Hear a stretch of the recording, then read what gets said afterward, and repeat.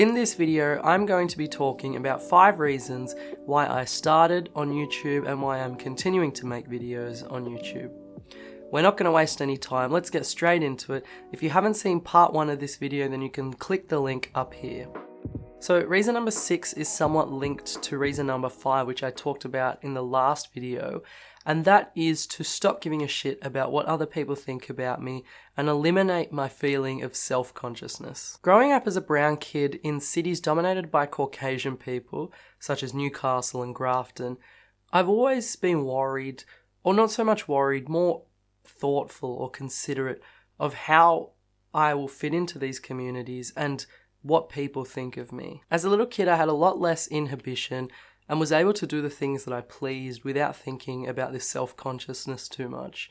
But as I progressed to a teenager and an adult and have become more self-aware, it's become what I've noticed to be an issue because it's really limiting me and preventing me from doing the things that I want to be doing. I used to want to just blend into the crowd and not stick out. But now that I've realized that I want to create change in the world, I don't think I'm going to be able to do that from cowering inside my shell. I want to be outgoing and self-confident, and putting myself out there on the internet will hopefully make me desensitized to my own critical internal monologue. Reason number 7 is because I want to build an online presence. An online presence allows you to interact with and connect with like-minded people from all around the world. An analogy used by Ali Abdaal goes something like this. Imagine you never create anything on the internet.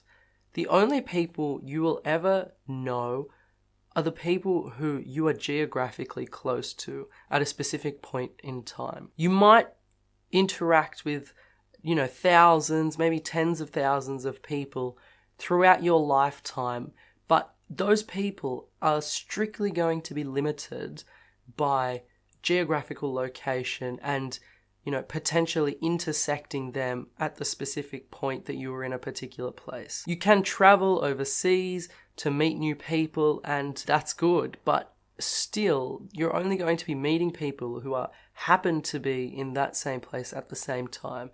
And so, if you think about it, there's this rate limiting factor of geography that's going to prevent you from meeting, majority of the world's population. And I'm not saying that having an online presence means that you're going to know and meet everyone in the world. Of course, that's ridiculous. But what having an online presence allows you to do is it puts you, out there on the internet so that at any time a person can find you from anywhere else in the world. So, as an example, I live in Australia, and this video could potentially be seen by people from, any part of, any corner of the world, from, Scandinavia to Kenya, or South America to India. There's just any person in the world could potentially find this, and I don't have to physically be located in any of those places for someone to be able to find this content. This means that not only does it increase the chances of you meeting somebody that you find interesting or who shares the same interests as you, but it also increases the chance of serendipitous events happening to you. Somebody might see your work and want to hire you for their company. Somebody might see your work and want to collaborate with you on a future project. Somebody might see your work and think that you're a really cool person and then, send you a message, and then you develop a relationship with them and they end up being your future life partner. There's just so many potential upsides of having an online presence that I think it's almost essential for every single person to be doing.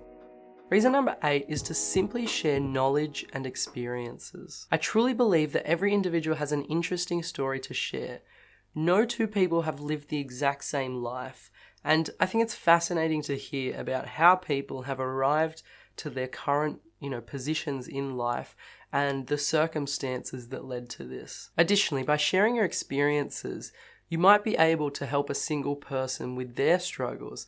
And if you are able to do that, then it's all worth it. Reason number 9 is because I want to make beautiful aesthetic videos. I don't know how many of you follow the likes of Peter McKinnon, Daniel Schiffer, Make Art Now, Matt Diavela, Captain Sinbad. There are just so many talented creators out there on YouTube producing cinematic masterpieces, at least to my eyes, that publish their content for free on YouTube. One of the reasons why I got into photography was because I wanted to take beautiful, stunning images of landscapes, print them out, and then hang them up on my wall. And then I imagined that every time I'd walk past them, I would feel immensely proud of myself for being able to produce a piece of work that is just so visually pleasing to the eye. I want to get to a similar stage with videography where I'm able to create at least a single video that I'm truly proud of and that is at the level of a professional videographer. The 10th and final reason why I'm doing YouTube is to diversify my identity. Up until the beginning of last year, I used to be a bit of a gunner in medicine. I was always thinking about how I could be studying to better further my grades. I was thinking about what research projects I could join to try and further my CV. I was just completely oriented on furthering my career in medicine. And that's not necessarily a bad thing, but at the beginning of last year, when I found out that I didn't do as well in an assessment as I had expected myself to, my self-esteem and my ego really took a hit. I realized that my whole identity was built around being this person who tries really hard and studies really hard and hopefully gets good grades. But this is clearly not a well-balanced identity. So I looked for alternative ways to expand and grow myself when this happened. I tried picking up various skills and hobbies like making videos. I knew that I would be incredibly uncomfortable making YouTube videos and putting myself out there on the internet. So I decided this would be the perfect way to try and build up my self-esteem. So that's it. Those are the 10 main reasons why I started and am continuing to make YouTube videos. As I said at the beginning of this video, my reasons have kind of evolved over time. If you are on the fence about starting your own channel, I'd highly recommend it. If there's one point that I'd reiterate though, it's the feeling of deep satisfaction that you get from creating something that is tangible. Anyways, thank you so much for sticking around. If you do have any questions, feel free to drop them in the comment section below, and I'll see you in the next one.